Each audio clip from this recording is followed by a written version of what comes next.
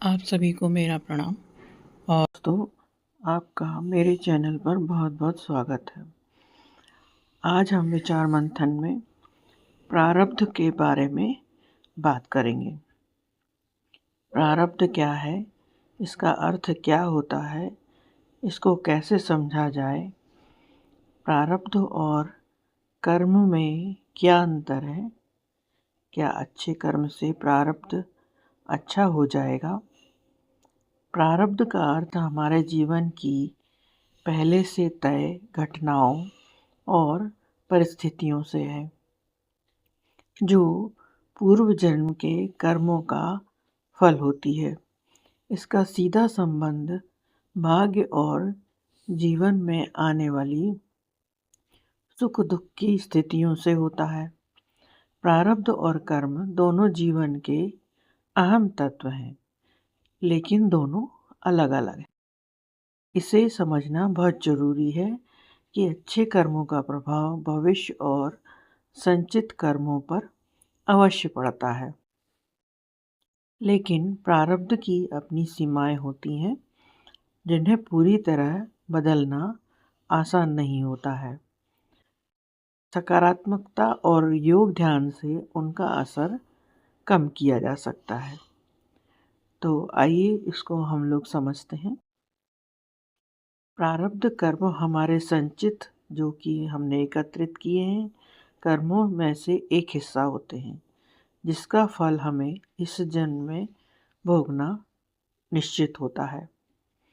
यह हमारे जन्म, आयु, परिवार, सुख दुख और चुनौतियों की नींव बनाता है। जैसे आपका जन्म किस परिवार में होगा, जीवन में कौन कौन सी प्रमुख घटनाएं होंगी, यह सब प्रारब्ध के अनुसार ही तय होता है। फॉर एग्ज़ाम्पल, दो लोग एक जैसे मेहनत करते हैं, फिर भी सफलता अलग अलग मिलती है। यह उनके प्रारब्ध का ही असर हो सकता है। प्रारब्ध वह है जो हमारे वश में नहीं है, जिस पर हम अपना कोई भी अधिकार नहीं रखते हैं। जैसे किसी ऑटोमेटिक मशीन में पहले से कोई सेट प्रोग्राम होता है। वर्तमान में किया गया कर्म, यानी कि जो क्रियामान है और जो हमारे भविष्य और संचित कर्मों को नया स्वरूप देता है। क्या अच्छे कर्म से प्रारब्ध बदला जा सकता है?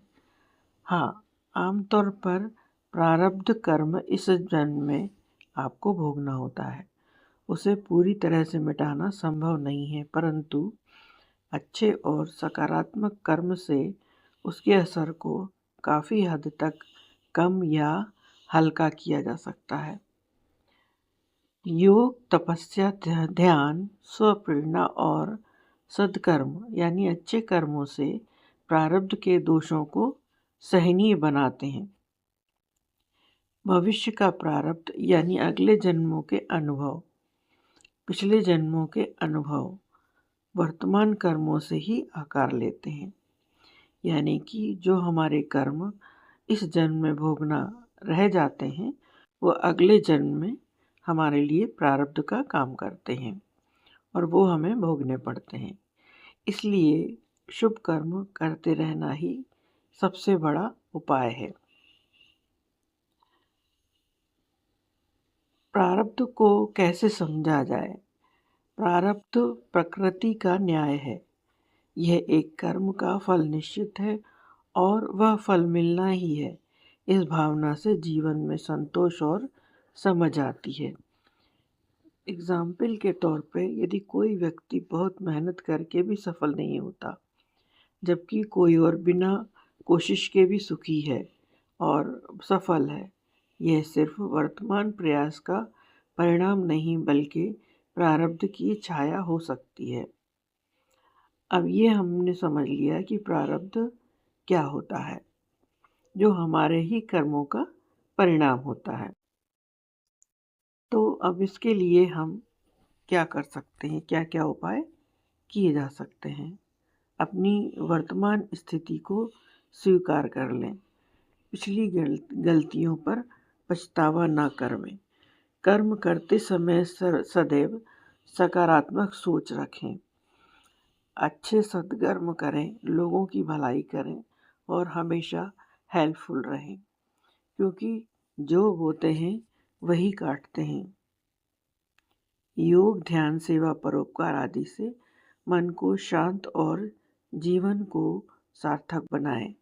अपने जीवन को बेहतर बनाने के लिए परिश्रम करना न छोड़ें, भले ही परिणाम तुरंत न मिले। जीवन का हर अनुभव प्रारब्ध की परीक्षा है और इसे ईश्वर की योजना मानकर धैर्य से निभाया जाना चाहिए। धन्यवाद।